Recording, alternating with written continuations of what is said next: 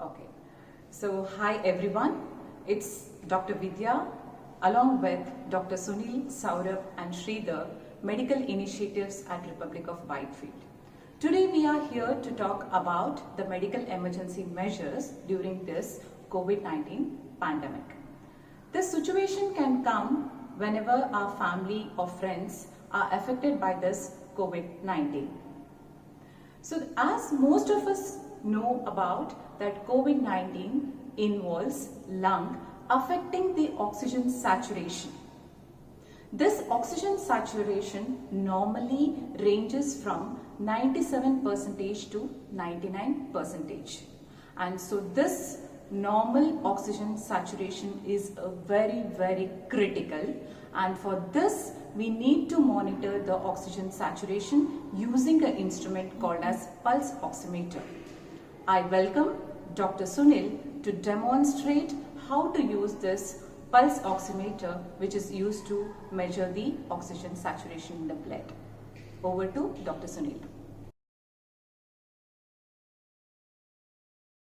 Dr. Sunil Joshi, and I'm going to show you how to check oxygen saturation through the pulse oximeter. The first thing is we have to take care of ourselves, both caregiver as well as the patient. Important thing is to sanitize your hand, wash it frequently, wear a pair of gloves.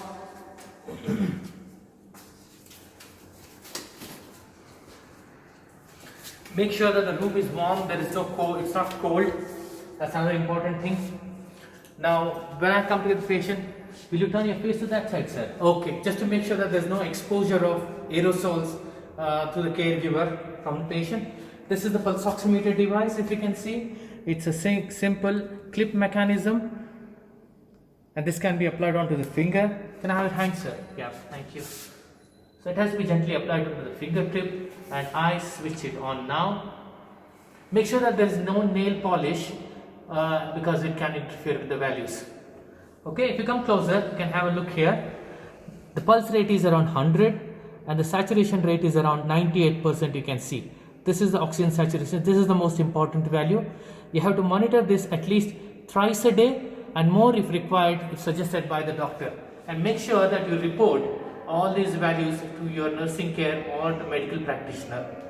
And once you've done that, take it out and clean it with Sterilium again and keep it back. Thank you.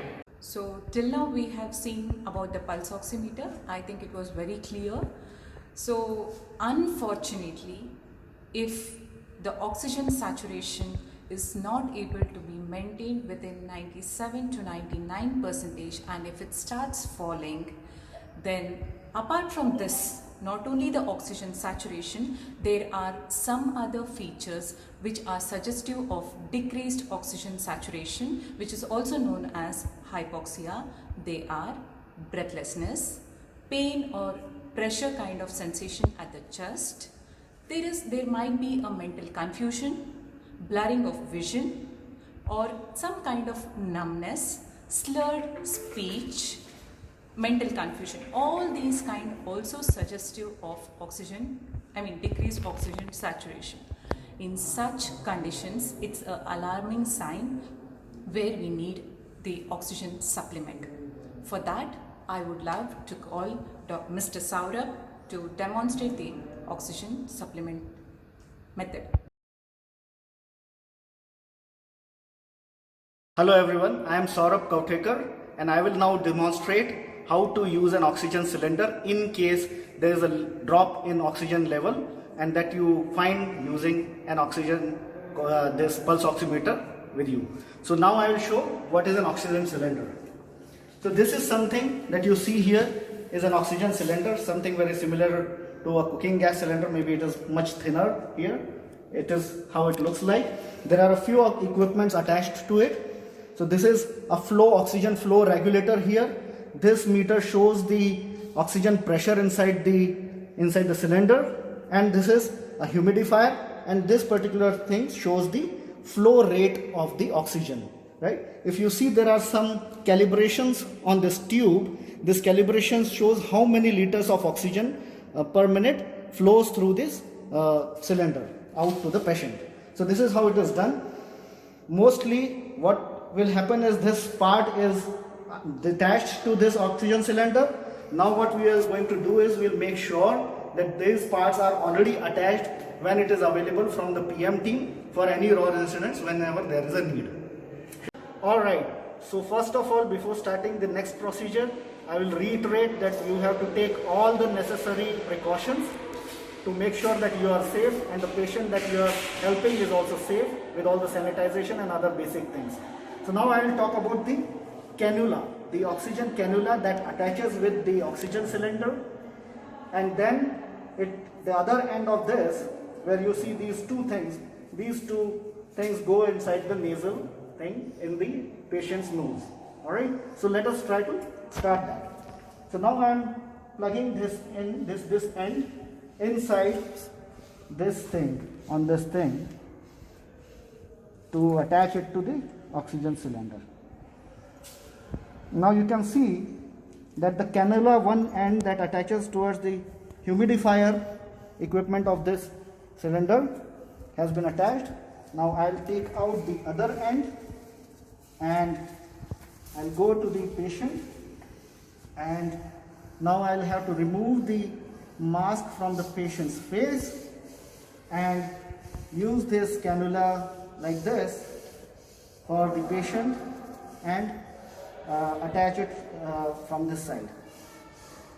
Alright, and then I'll have to bring this near the nose, near the ears of the patient and plug it in. I think I'll have to adjust it a little bit because it is too tight. It should not be very tight on the patient's neck. Alright, so now this is better. So again, administering this here. So those two ends of this cannula are now inside the patient's nasals, and then I am putting the mask again back on the patient's face. So that's the entire procedure to put the cannula. Now on this oxygen cylinder we have the flow regulator. So I will now turn it on so that the oxygen flow starts. Now you can see there is a small thing inside this thing, in this tube, that has started going up. So the oxygen level can be regulated with the use of this turning this knob. So when we start delivering the oxygen to the patient, it should be started at the level 6. So it is somewhere around level 6 here. Once the oxygen saturations come back towards normal, it has to be lowered to level 2 liters, and then that's how it has to be continued unless the patient doesn't get completely well. Or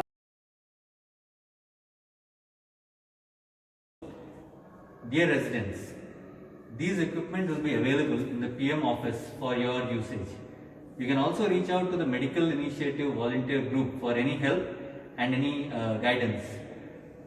We wish you a safe health from the Medical Initiatives team, and please strict and adhere to the preventive measures to avoid any unpleasant situation in future. Thank you very much.